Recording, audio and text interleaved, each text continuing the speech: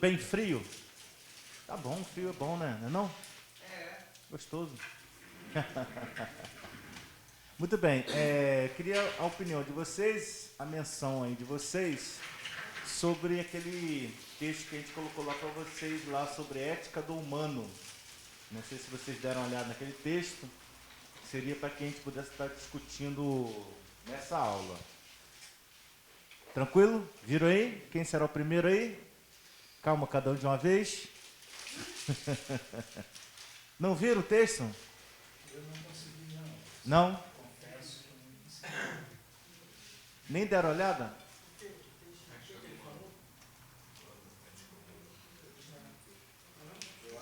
Não. Bem, coloquei um texto lá sobre a ética do humano, do Leonardo Boff. Até o pessoal ficou brincando até com o nome do camarada, né? E é um saber cuidar, a ética do humano, saber cuidar, tá? Esse texto seria para que vocês pudessem estar fazendo leitura e que a gente pudesse estar discutindo nessa aula, tá? Botei no grupo. Não está no grupo? Ah, tá. Então providencia, porque assim, a maioria do material a gente joga lá, tá bom? A ética do cuidado vai falar justamente sobre as questões da natureza, as questões do ser humano e coisas que talvez a gente tenha uma dificuldade, inclusive até de falar nos cultos, né? E não dificuldade, mas a falta de hábito de falar sobre a nossa cidadania com relação a tudo que há, inclusive até a manutenção, né, do bem-estar no homem com a natureza, né? O homem e a natureza, o homem o relacionamento não somente econômico, mas um relacionamento de bem-estar, de sustentabilidade. Já ouviram falar nessa palavra várias vezes, né? Sustentabilidade. E o que seria sustentabilidade, gente? Em relação a quê? Sustentabilidade. O planeta, por exemplo? Sim.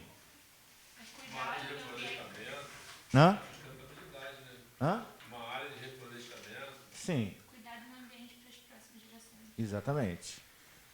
Em se falando de ética, né, então a ideia da sustentabilidade, sim, entraria nessas questões. Porquanto, né, estaríamos nós trabalhando no caso seria esse fundamento que nos traria o bem-estar. E a ética não é justamente a questão dos valores, das medidas, que tem por propósito o respeito entre o próximo. Se eu não cuidar bem da natureza, então não estaria aí cuidando de uma situação ética. Na religião, existem algumas religiões que falam sobre esse respeito com a natureza. Embora haja muita controvérsia, a religião do Candomblé, por exemplo, ela tem nos seus fundamentos a questão das entidades que seriam, segundo o imaginário do Candomblé, guardiães da natureza. Ok? No entanto, o que nós vemos aí com relação ao Candomblé, geralmente na mata, não precisa nem ser mata, só uma pequena vegetação, o que nós vemos aí com relação ao Candomblé? Hã? Sim. Sim. Isso não seria uma questão controversa? Hã? Beleza. Outras religiões mais antigas, inclusive até o Candomblé, ele é muito semelhante à religião pública grega. E a religião grega ela falava dos deuses, né, que eram responsáveis por forças da natureza, certo? Cada deus seria responsável por um fenômeno natural. Beleza. Até aí, tranquilo. Mas as questões das guerras, inclusive, eram dadas a um determinado deus, Deus Ares, né? E as questões resolvidas na polis, que no caso seria a cidade, eram resolvidas no Areópago, que é justamente aqueles homens de guerra, né, que estariam responsáveis pelas resoluções dos problemas principais. O filme que vocês viram, que é o filme do Ágora, havia discussões a respeito não somente de religião, mas de comportamento humano, de relações das mais diversas possíveis, que aconteciam justamente naquela praça, ok? Naquele filme se enfatizou a questão da religião, e aí nós percebemos aí essa discussão entre as religiões, entre posições de ambas, e trazendo a ideia da intolerância. O que eu quero trazer para vocês nessa noite é que nós temos valores constituídos, e esses valores são geralmente baseados na Bíblia, na qual nós dizemos que é a revelação de Deus. Então, é toda uma constituição que é formada, e entendemos que seria ético, né, a obediência a essas resoluções que estão na Bíblia. Correto? Tá, eu estou fazendo assim uma volta para que a gente possa entender aí o que seria o objetivo dessa aula. Entender, talvez, como que esses valores éticos na Bíblia, né, se dariam, como que seriam constituídos. Vocês têm alguma ideia?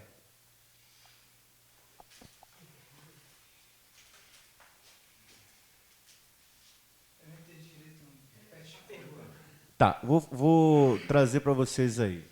A Bíblia seria formativa ou ela seria normativa?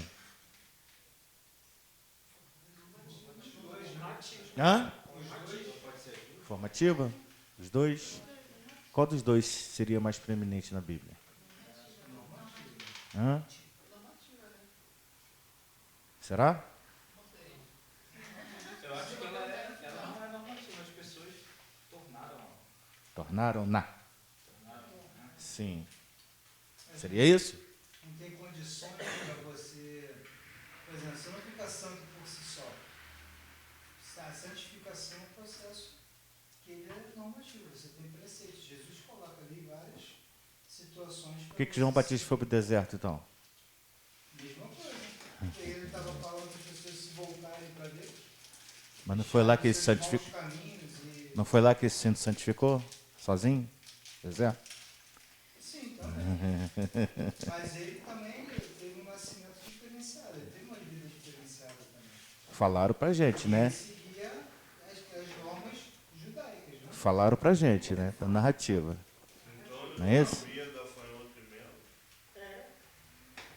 Mas ele não seguiu aquilo que Deus mandou ele fazer? Vamos fazer o seguinte. Vamos dividir em trios. A Bíblia é formativa ou é normativa? Ok? Vamos desenvolver um textinho de 20 linhas. Ok? Textinho. Agora, now. Ainda lá, Diego.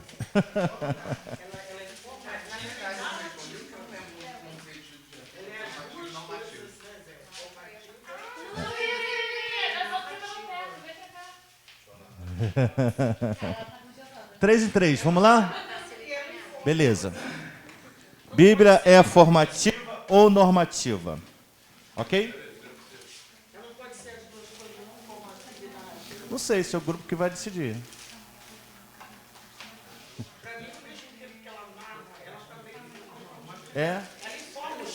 Discute isso no grupo. Pode fechar aí o grupo aí. Mas formativo no sentido de forma, de informar. É para entregar ao senhor?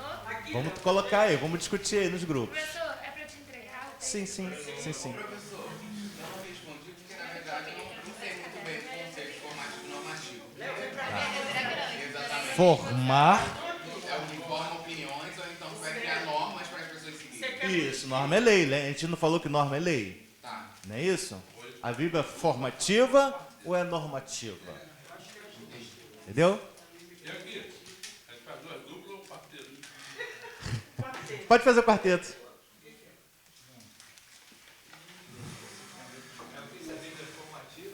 normativa.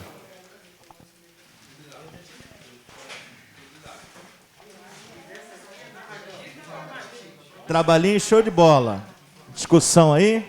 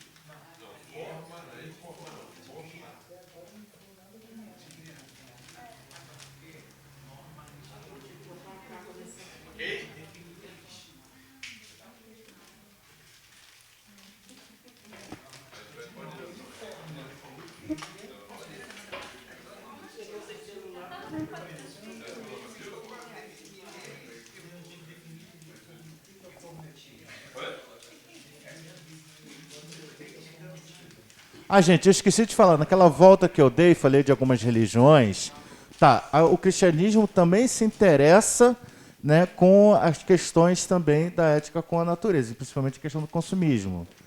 Né? Nós temos aí uma sociedade que é muito consumista, inclusive até as ideias são consumistas. Para ajudar a gente a pensar nisso, nós temos aí alguns nomes. Zygmunt Bauman, talvez, é um grande sociólogo, que trouxe a ideia da liquefação das relações. Ou seja, inclusive até as nossas relações são liquefadas, são líquidas, por conta de que nós queremos somente consumir. Inclusive, as nossas relações são de consumo, são levadas a relações de consumo, não relações de fundamentos. Não perdemos mais tempo fundamentalizando, mas aí há a liquefação. Interessante porque se nós pensamos isso, inclusive nas nossas relações, como estamos pensando isso com relação à natureza, com relação a outras coisas que estão em nossa vida. Entendeu?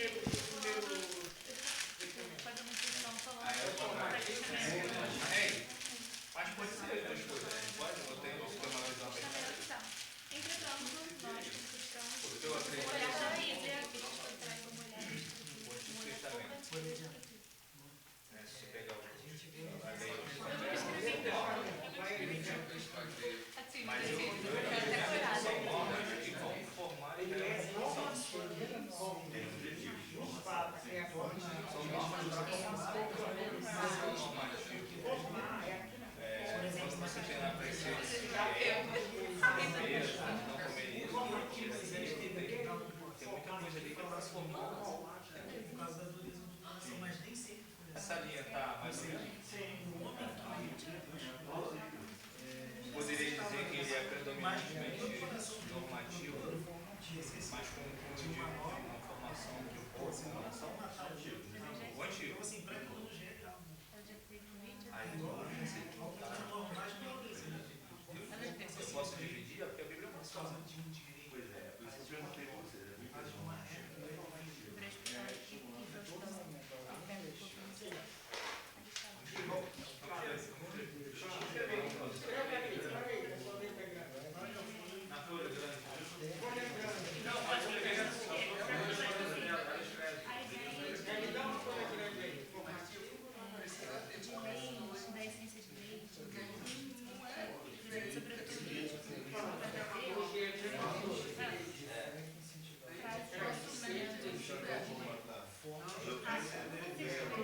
São quantas leis? 20.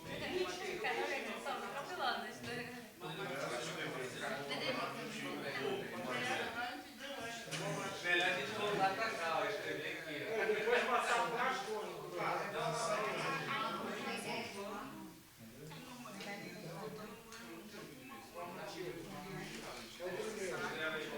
Porque eu não gosto de você começar com conta. Depois a gente puxa direto, sabe? Porque você não me engano.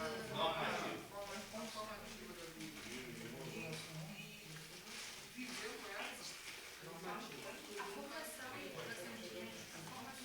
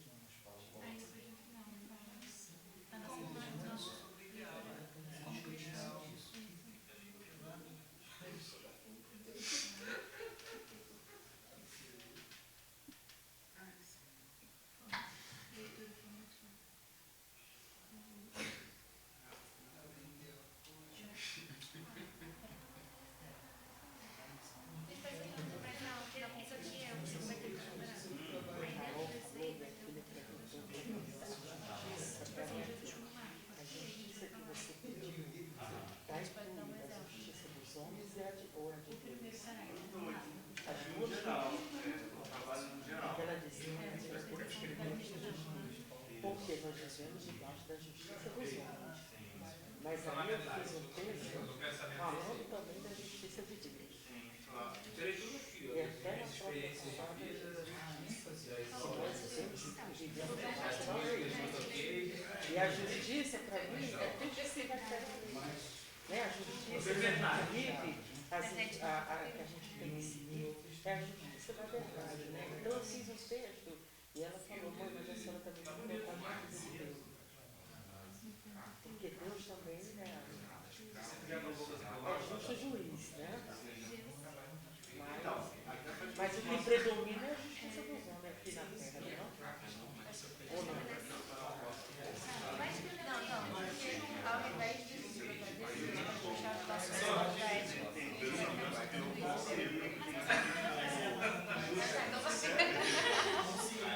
Falta o Novo Testamento, vou falar da Eu, enquanto homem, enquanto mulher, compreendo como justo.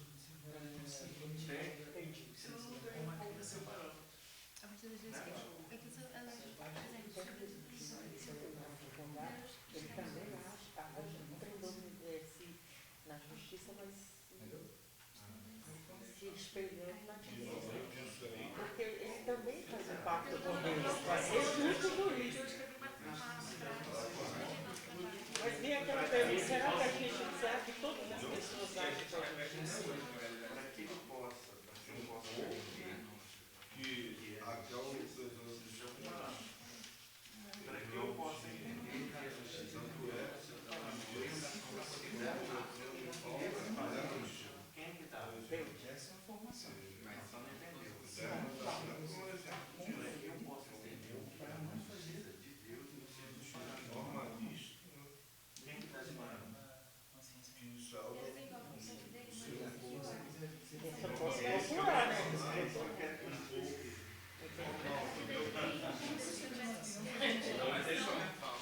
complicado. Porque eu penso da seguinte maneira. Para pensar, eu penso que a gente também tem um espírito de Deus, nós vivemos debaixo. E temos que seguir as normas. Se o juiz vai dar, você vai amar o se ele te dá uma sentença, naquele momento a verdade é uma. Você entendeu? E não é Deus ali, nós somos julgados pela justiça dos homens, não é verdade? Porque a de Deus, o que ele faz julgamento dos homens, é uma coisa sobrenatural, é invisível. Todo o antigo. Na verdade, É uma boa pergunta, eu vou procurar que ele saber. passou, tem um episódio que Jesus fala sobre a questão de vocês não existem. Se a gente, Jesus é judeu, os costumes são nossos. Eles fazem essa postura.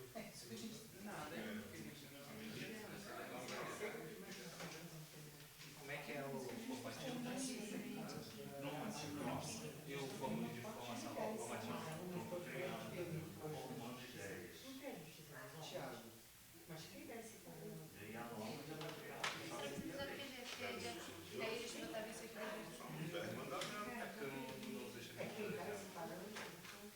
Jesus chega quebrando normas. Como interpretar está formando ideias. De repente teve muito predominante no informativo. Mas você vê, por exemplo, discussões entre Paulo e Pedro para matar. Pedro é mais normativo. Paulo é mais normativo.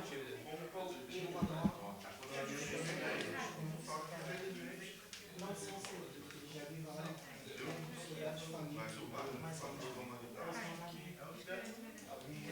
instituído. Você já fez Aquela estátua de Roma, a justiça é cega. Você sabe qual significado da justiça em Roma? O símbolo é aquela estátua com tampando os olhos. Aí dá uma expressão da justiça é cega.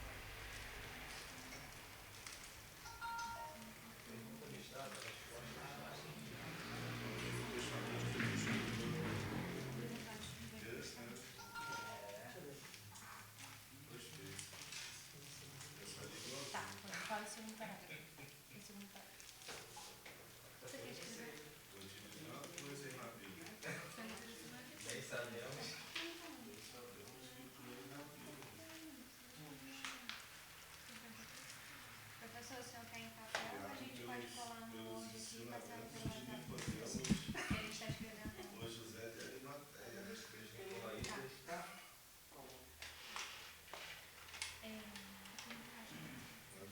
foi A gente precisa decorar de forma objetiva também, que a gente vai testar aqui de modo mais objetivo. Gamaliel. Gente, coloca o nomezinho de vocês, tá? Tá bom. Inteligentíssimo. Nossa amigo. Tem que passar ali, porque Tem tem dedo que com saúde, aí é hebraico. aí é bravo. Eu escrevi em hebraico. Ah, cuidado com os hieroglifos aí, tá? Eu vou te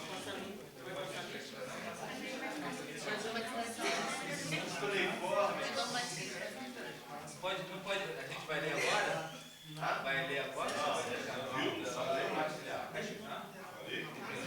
Pode entregar ele. Então, a gente não pode ler e mandar escrito por e-mail? Você vai entender isso aqui. Você vai saber o que a gente fez. É bom, Léo, que a gente tem uma ideia. O senhor entendeu? Novas ideias. Ó, vamos fazer o seguinte, então. Vai demorar isso aí. Vamos, vocês enviem, então, por e-mail, tá? Tá. Mas bota o nomezinho. Mas depois da aula. Depois da aula. Por que eles estão quebrando a cabeça? Dicionário de sinônimos. Ser. Eu sempre faço isso quando eu chego no... Ah, eu também, fazendo trabalho. Olha que letra bonita. Fala o teu. Esse ali é um Ela começa, eu desenvolvo.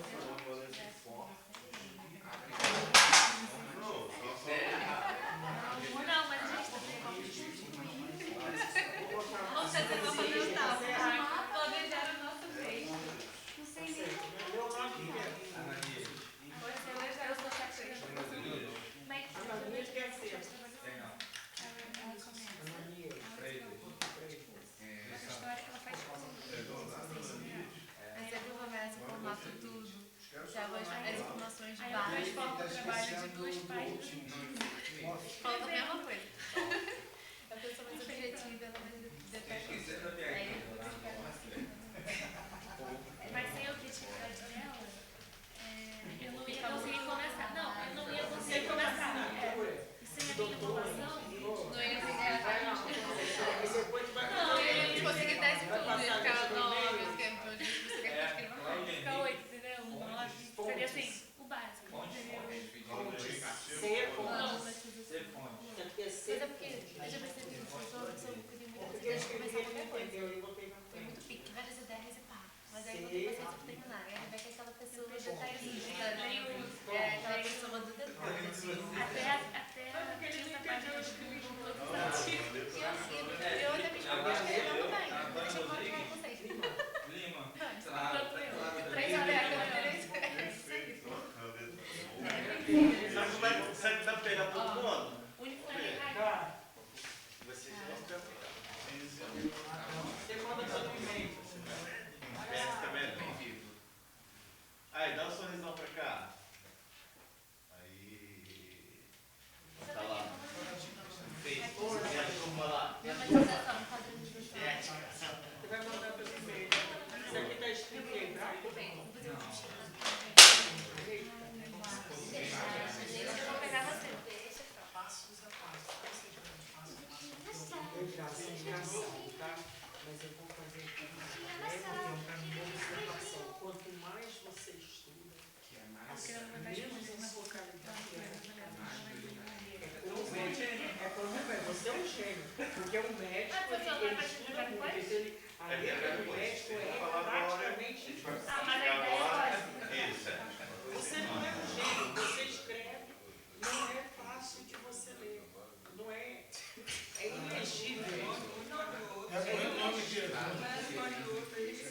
Entendeu? É ilegível, porque quanto mais você estuda, menos você tem aquele hábito de estar escrevendo como nunca foi. Porque todo dia não tem paciência para isso. E a letra é bem difícil. Pronto, beleza? Beleza.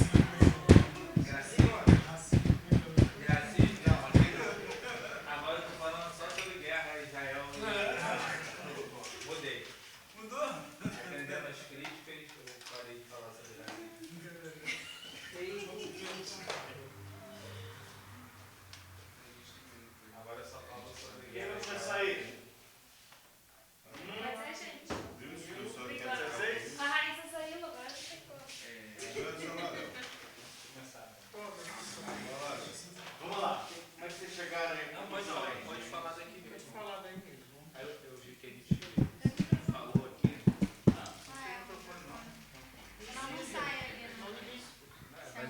O objetivo é esse mesmo. A ética se move sobre a perspectiva formativa e narrativa ao longo da Bíblia. No Antigo Testamento, vemos Deus entregando leis, normas, ensinamentos, exortações e admoestações através dos livros da lei e dos profetas. Se por um lado estas, aí eu coloquei entre aspas, normas, possuem um cunho predominantemente normativo, vemos Deus formando Israel como povo, aplicando regras, costumes, hábitos alimentares, de higiene, de limpeza e de guerra. O Novo Testamento possui um cunho predominantemente formativo. Jesus curou no sábado, tocou em mortos. Então, vemos claramente seu objetivo em formar ideias sobre normas existentes. Verificamos traços normativos entre Pedro e Paulo, por exemplo, em debates sobre assuntos específicos. Pedro era mais normativo e Paulo formativo. Então a gente acha que as duas ideias se manifestam, se movem na Bíblia. Beleza, o que vocês acham? Sim ou não? Concordam? Discordam? É isso. É isso? Por quê? Aí que vem, né? Então. Não é isso. E aí? As duas questões caminham juntas, eu acho. Caminho junto? Eu estava discutindo aqui que, para mim, não tem uma predominância.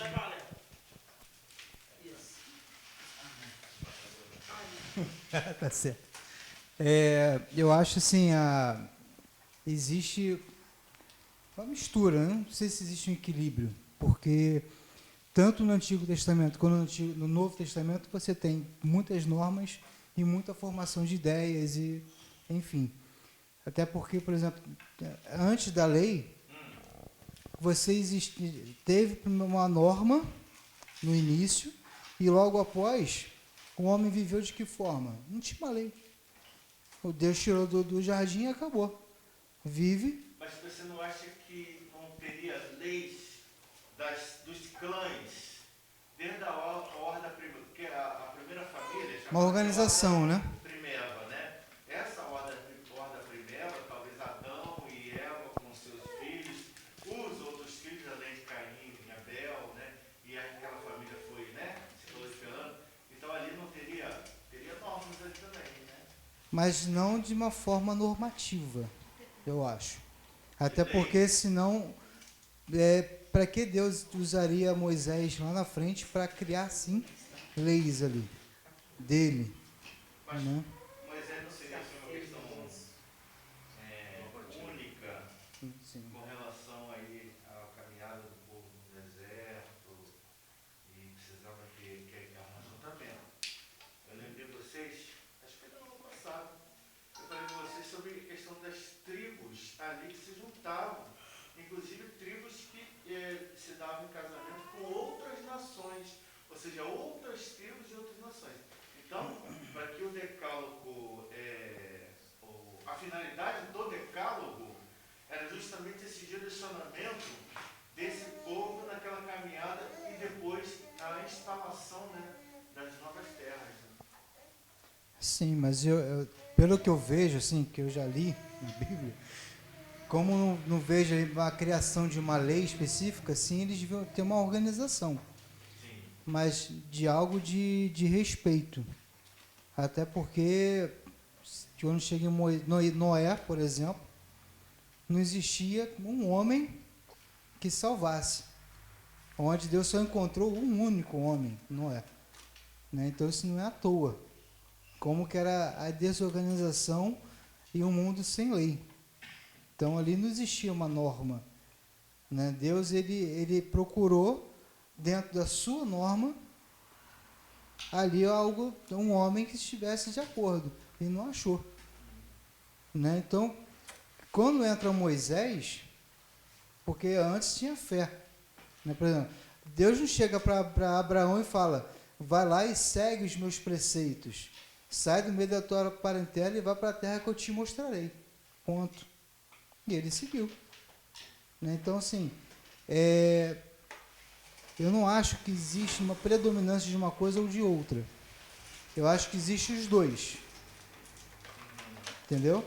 Como no Novo Testamento também. Você tem Jesus colocando normas, 2 mandamentos principais que ele coloca, que resume toda a lei. ele diz que não vai tirar nenhuma vírgula da lei e que não se pode modificar nem pode deixar de usar a lei. Aí ele foi formativo ou foi normativo? Ali? Foi normativo. Também. Ué, ele faz a pessoa pensar, ele faz pensar e coloca. Pois é, então ele foi formativo também. Também.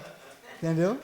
Por isso que eu acho que não existe algo a mais do que outro. Eu acho que os dois caminharam juntos ali, mesmo sendo diferentes.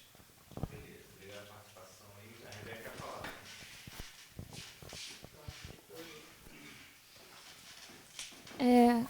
A gente estava conversando aqui, e realmente tem essa questão de, no Antigo Testamento, eu acho que a gente, quer dizer, isso é o que eu estou pensando aqui agora, não necessariamente que a gente discutiu, mas tem essa questão das normas, da lei de Deus, mas a nossa leitura hoje como cristãos acaba sendo mais formativa, até porque a gente vive em outros tempos, então a gente lê a Bíblia e lê essas leis de uma maneira diferente. Mas até mesmo no Velho Testamento, já tem um certo indício de que essas leis, muitas vezes, elas eram cumpridas, mas muitas coisas eram deixadas de lado. Por exemplo, a gente agora falou sobre os profetas. Às vezes tinham os rituais, tinham as coisas, mas as pessoas, no geral, não seguiam a Deus de verdade. Então, assim, tem a questão da regra, da norma, mas também, não só a nossa interpretação, a gente olha para aquilo como cristão de uma forma diferente, mas na época, eu acho que, inclusive no Velho Testamento, as pessoas também já começaram a olhar de uma maneira diferente para as leis. Então, até eu li hoje em Malaquias que as pessoas estavam... Por que vocês estão chorando? Por que vocês estão reclamando aí que eu não aceito as suas ofertas? E aí Deus fala, poxa, eu fui testemunha dos seus votos de casamento. Então, tipo, eles estavam cumprindo ali, eles estavam ofertando, estavam cumprindo a lei, a regra, mas o coração deles já estava totalmente fora. Então, eu acho assim, tem essa leitura nossa do Velho Testamento, das leis, que a gente lê de uma maneira diferente. Até assim, a gente vê como o amor de Deus para aquele povo, para aquela cultura, mas eu acho que até dentro deles lá, no Velho Testamento, eles já interpretavam, já tinham uma certa ética formativa, eles a olhavam com uma maneira diferente. Beleza, obrigado. Aí pode aproveitar, alguém mais quer falar alguma coisa sobre isso? Querem? Não, sobre o comentário aqui do Leonardo. Tranquilo? Aí vou para esse grupo agora, aproveita o microfone que está aí, né? Já vai para esse grupo agora. O quê? Aproveita que o microfone está aí, já vai para esse grupo agora.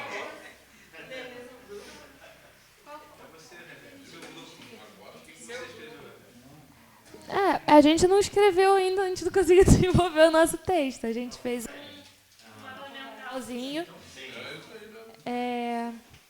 E aí a gente... Quer falar, Rai? Que eu acabei de falar e...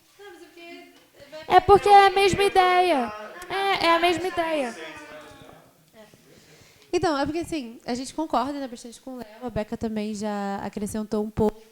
A nossa questão foi, do nosso grupo, né, a gente ficou tentando raciocinar o que seria, de fato, essa ética formativa e qual seria a diferenciação da normativa para a formativa na prática, com exemplos, não só teoricamente, porque, não sei para vocês, mas na minha cabeça fica super abstrato, sabe? E aí, e aí nós estávamos conversando sobre, e eu até conversei com ela sobre, tentando entender o que seria essa ética formativa, e a gente pensou no exemplo de Jesus, por exemplo. Também concordando com a Rebeca, mas nem tanto. Eu acreditava, Raíssa, acredito mais que o povo realmente seguia mais uma norma em relação a comportamento religioso, por exemplo. Então, até por comodismo. Aquela questão do sábado, de ter o sábado para descansar, por exemplo. Então, as pessoas não ajudavam ao outro no sábado, mas trabalhavam para fazer dinheiro. Então, é isso que a Beca falou. E tem a questão também do não ajudar, né, seguindo uma norma. Então, tinha essa dualidade de o que é conveniente.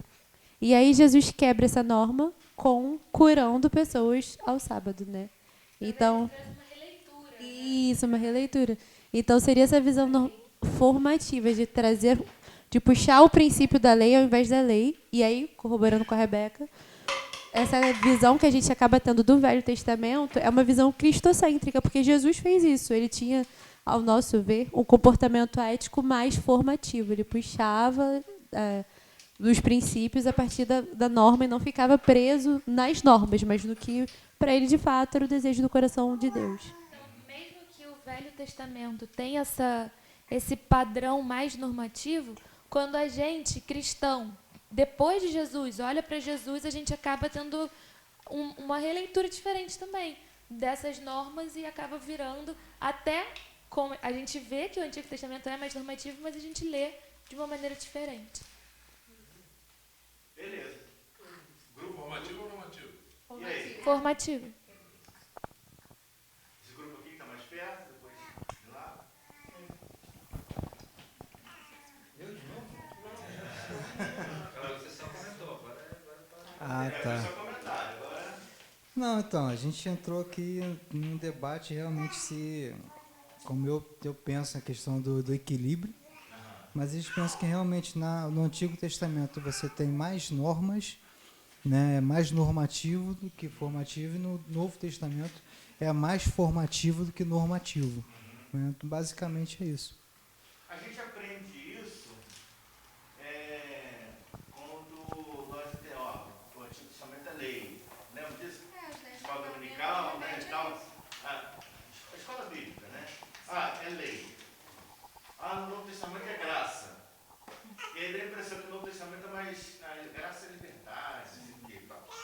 Mas a graça, ela parece até mais desafiadora do que a lei, né?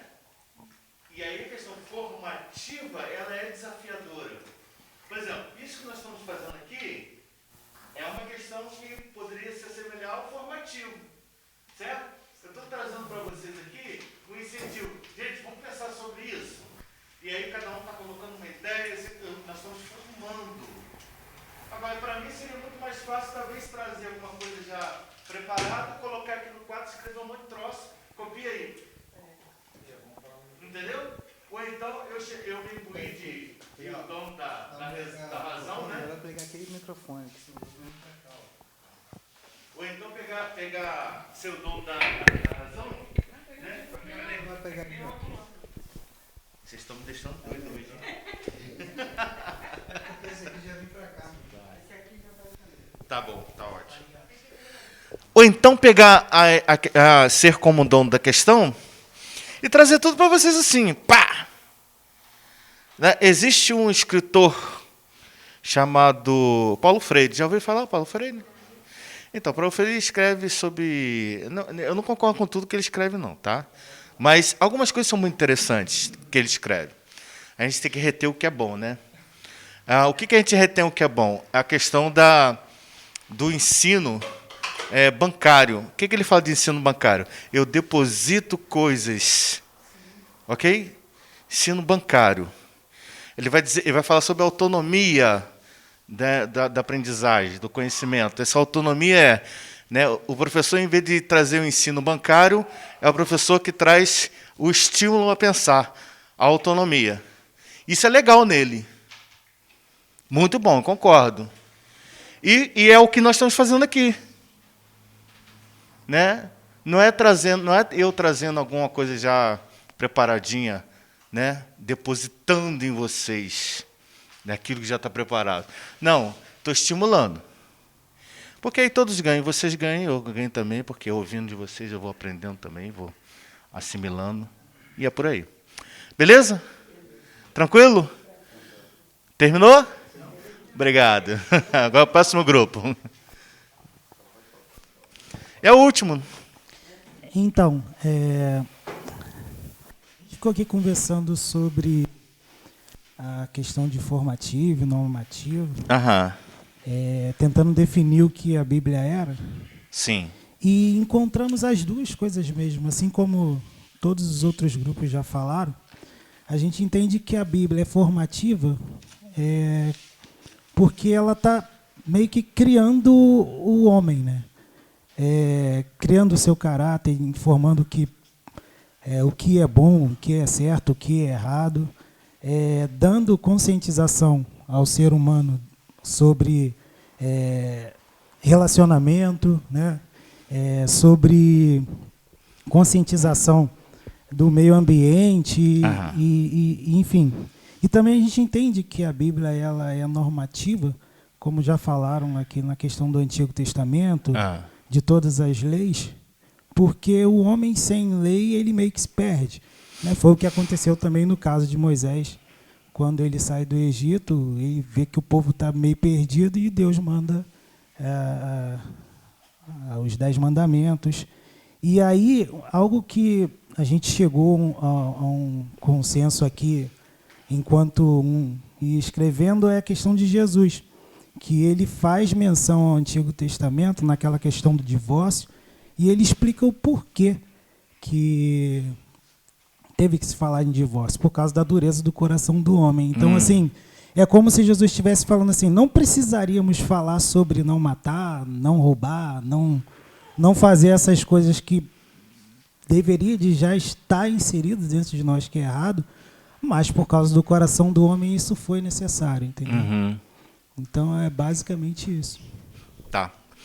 Deixa eu trazer para vocês, obrigado pela participação do grupo aí, trazer para vocês uma pergunta interessante aí. Falamos aí sobre o decálogo, não é verdade? Mas qual foi a influência que o decálogo teve? Foi formativo ou foi normativo? Sim, para a criação do decálogo.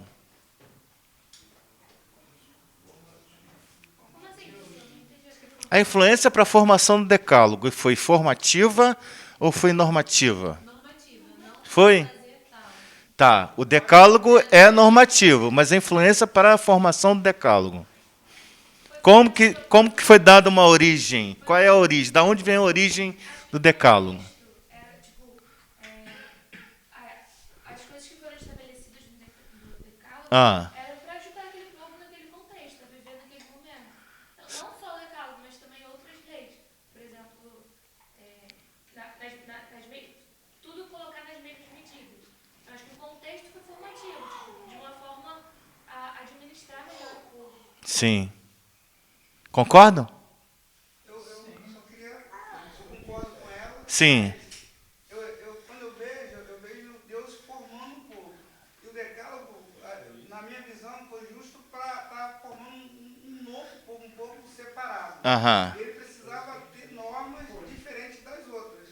Tanto que uma das normas é o primeiro, tipo, não amará outro Deus a não ser esse. Sim. Ou seja, porque em volta daquele povo que estava se formando, o pessoal tinha vários deuses. Aí agora Deus está formando um povo, precisa orientar esse povo o que ele quer desse povo. Porque, na minha visão, se não tem esses 10 mandamentos, qual a diferença desse povo para os outros? Mas e os outros povos? Também não tinham as suas espécies de decálogos? Nem todos. Hã? Nem todos? Nem todos.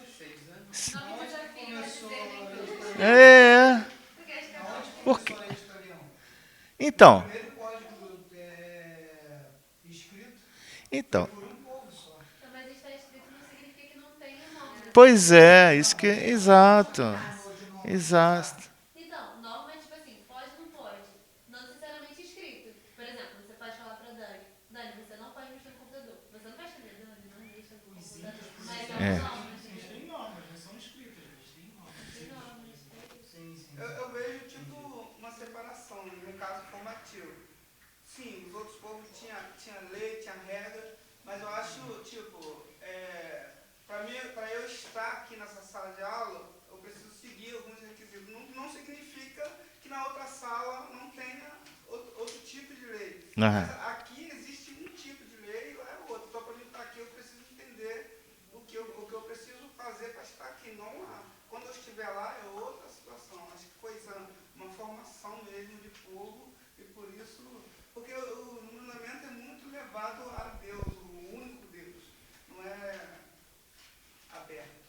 Então, aí a gente falou sobre a questão do único Deus, né? Ou do politeísmo, monoteísmo e o politeísmo. Acho que a gente falou na aula passada sobre isso. E aí eu comentei com vocês que o politeísmo traz aí a ideia de um Deus cada tribo, um Deus cada clã.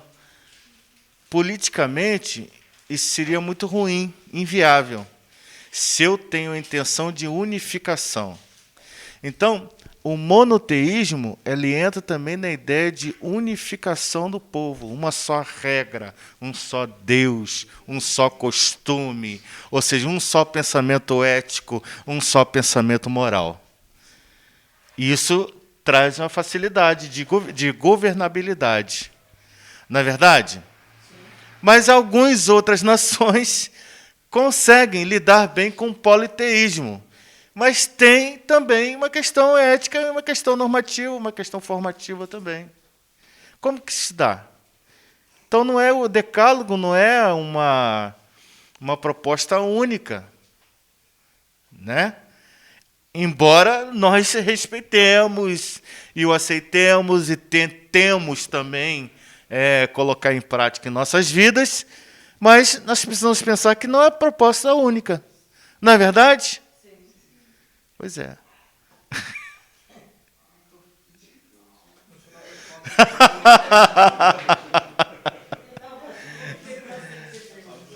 Fala, para, professor, para.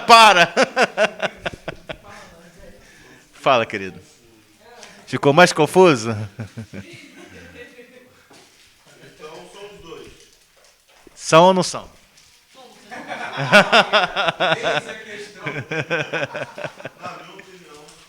São, né? Então, muitos autores vão realmente mencionar que a Bíblia é formativa e normativa. As duas coisas. Agora, em que pé estão? Se é equilíbrio, se não é equilíbrio?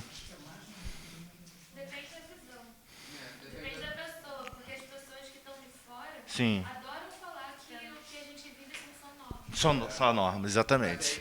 Como elas vêm falar, quando a gente olha para Jesus, a gente vê a formação de tudo aquilo Formação. no Antigo Testamento, mas sem necessariamente seguir uma norma. Né? Sim. Será que o objetivo da Bíblia é ser formativa e não normativa? É normativa por uma necessidade, Sim. mas o objetivo é formar. Foi você mesmo que falou da dureza dos corações? Ou não? Foi você? Vamos lá. Acho que talvez sem a revelação do Espírito, realmente, a Bíblia é só normativa. E essa revelação vem por intermédio de quê? Do Espírito Santo. Tá, mas é assim? É assim? Como é que é isso? Como assim? Acho que o Espírito Santo se revela aqui. Então, a gente costuma dizer assim, não, porque a revelação do Espírito Santo. Mas como é que é isso, gente? Como é que é a revelação? Pode ser de modo mais... Depende da pessoa. O que se dá com revelação não é uma questão mágica que geralmente a maioria de nós... O que se dá como revelação não é uma questão mágica como a maioria, né, talvez os evangélicos acabem alimentando esse imaginário, né? Mas é através das observações, concatenações, entendimento. E isso, quem dá e quem nos autoriza é o Criador. Hã? Cada vez que a gente lê um pedaço é diferente. Por que é diferente, Rebeca? Porque eu acho que se revela de maneira diferente, em tempos diferentes. Isso, tempo. Ela é diferente porque você está passando um tempo na sua vida diferente. O tempo na sua vida nunca é o mesmo. Você está sempre passando situações diferentes. Então, que você olha, faz a leitura do mesmo texto, você concatena de forma diferente. Porque você está passando ali momentos diferentes. Entendeu? Às vezes a gente torna isso mágico, né? Não, não é. A coisa é racional. Mas quem nos deu a racionalização? Deus. É isso. Está entendendo? Sim. Porque a questão mágica traz para a gente uma certa autoridade que a gente não tem. Porque eu entendi a revelação de Deus, eu sou profeta, que não sei o quê. Entendeu? Essa questão do profeta isso alimenta uma teologia da dominação. Eu sou o cara e vocês têm que aceitar o que eu falo. Estão entendendo? Não parece uma questão bancária aí? Eu banco a situação, eu trago para vocês depósitos de conhecimentos espirituais. Não parece? Mas não é? Pois é. Não é para ser, né? Não era para ser. É por isso que nós estamos discutindo. É formativo ou é normativo? Como é que é isso? Revelação? Como é que é isso? Eu acho que, na verdade, quando se torna formativo, eu acho que se torna mais proveitoso. Sim. Porque aquilo que você vive é que nem a sua família. Se você olha para o seu filho e quer normatizar ele, ele vai seguir uma regra. Vai chegar um momento que ele vai falar assim, tchau. Exatamente. Agora, se você ensinar o seu filho a te amar, a te respeitar, A pensar sobre isso, né? ele vai olhar para você com outros olhos e vai falar assim, cara, eu tenho que seguir esse cara, porque é um exemplo na minha vida. Isso. Vale a pena. Ensinar a pensar demora. Ensinar a pensar traz sacrifícios. Ensinar a pensar traz doações. Traz muita ideia de paciência. Porque nem sempre as pessoas estão preparadas para pensar. E quando a gente fala sobre ética, a gente está falando justamente sobre esse pensar. Formativa. E aí, com essa formação de pensamento, é que a gente coloca como norma. Parece que uma coisa vem depois da outra. E a gente costuma inverter isso. Norma primeiro, depois pensa. Isso. Aí eu coloco o carro na frente dos bois, não é isso? Então, tem uma frase muito interessante de um pensador teólogo chamado Agostinho. Já ouviram falar do Agostinho? Não é o Carrara. No século IV, tá? Ele vai dizer o seguinte, ó, intelliges ut crede, credas ut intelligas. O que ele está querendo falar assim? Entender para crer, crer para compreender. Oh, legal. Primeiro eu entendo, aí eu creio. Depois que eu creio, eu compreendo mais coisa ainda. Sacaram como é que é o negócio? Antes, talvez, de vocês aceitarem a Cristo, todos já aceitaram a Cristo aqui, né? Amém? Não, senão a gente toca aqui, faz um apelo e tal. Mas, antes de você aceitar... Teve o apelo antes da sua aula. Teve? Ah, tá todo mundo convertido? Então me resta batizar, então. Tem água aí? Nesse frio? Bom, a ideia de entender é saber, olha, eu preciso me entregar. Depois que eu creio, eu compreendo mais coisas ainda. Tá? Então, na verdade, não seria de fato para quem... Na verdade, não seria de fato para quem tem o entendimento, não seria, na verdade, formatizar para normatizar. Seria formatizar para... e a partir dessa formação de pensamento é criada uma cultura que insere esse pensamento. Que ninguém, na verdade, é obrigado a fazer aquilo, mas, por conta desse entendimento, foi formado uma opinião naquela pessoa. Perfeito. Beleza. Gente, creio que nós chegamos aí um momento interessante aí de pensamento. E eu gostaria que vocês que não leram, todos que não leram, né, aquele texto sobre ética do humano, saber cuidar, que a gente possa trazer para a próxima aula essa discussão. Tá bom? Semana que vem nós teremos os 2 tempos e a gente mete bronca em cima disso aí, tá bom? Ótima semana para todos. Obrigado.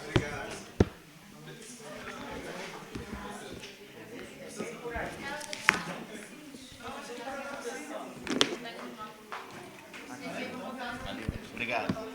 Obrigado por pela aula.